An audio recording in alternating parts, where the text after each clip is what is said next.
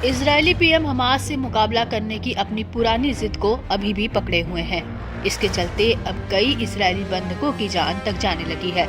बंधकों की वापसी में हो रही देरी के पीछे अब सीधे तौर पर नेतन्याहू को कसूरवार ठहराया जा रहा है। इजरायली जनता में अब इस बात का डर सताने लगा है कि क्या बंधकों की वापसी हो पाएगी या नहीं।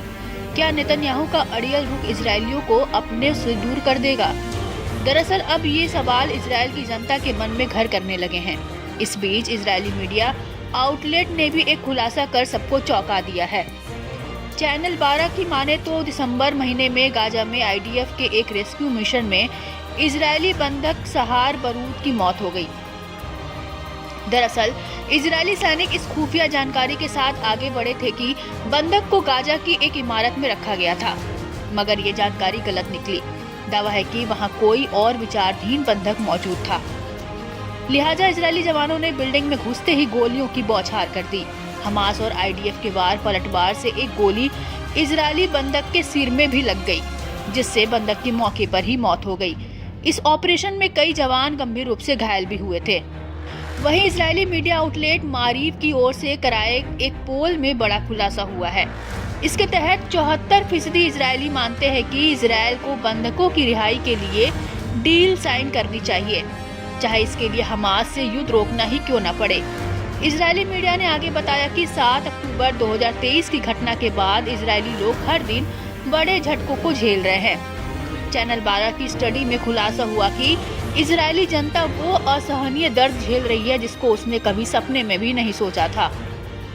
मालूम हो कि बीते दिनों हमास प्रवक्ता अबू ओबेदा ने इजरायल पर बड़ा आरोप लगाया था, जिसमें कहा गया कि इजरायली सेना जानबूझकर और बार बार उन जगहों पर हमला कर रही है जहां इजरायली बंदी रखे गए हैं।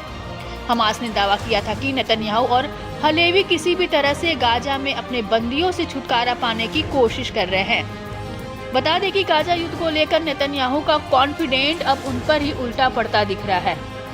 इजरायली सेना न तो हमास लड़ाकों को जड़ से मिटा पा रही है, न ही हमास की कैद से इजरायली बंधकों को छुड़ा पा रही है। हमास ने दावा किया कि इजरायली सेना की ओर से बंधकों की हत्या ताकत से बंधकों को आजाद कराने की इजरायली पीएम की नाकामी को दिखाता है। समूह ने जोर दिया कि सैन्य दबाव से बंधकों को आजाद नहीं किया जाता है, बल्कि इससे उनकी मौत होती है। हमास ने कहा कि अगर इजरायल को समाधान चाहिए तो वह सिर्फ तभी मिल सकता है जब वह हमलों को खत्म करे, इजरायली सेना को गाजा से वापस बुलाए और कैदियों की अदला बदली डील के साथ आगे बढ़े। इस दौरान हमास ने खुलासा किया कि लड़ाकों की ओर से बंधक बनाए गए 33 इजरायली बंधक मारे जा चुके हैं, जिनमें से कुछ गायब भी हो गए हैं। हमास ने इन मौतों के लिए इजरायल को जिम्मेदार ठहराया है। समूह ने चेताया कि बेपरवाह युद्ध जारी रखने से आप अपने कैदियों को हमेशा के लिए खो सकते हैं। बहुत देर होने से पहले आपको जो करना चाहिए वो करें।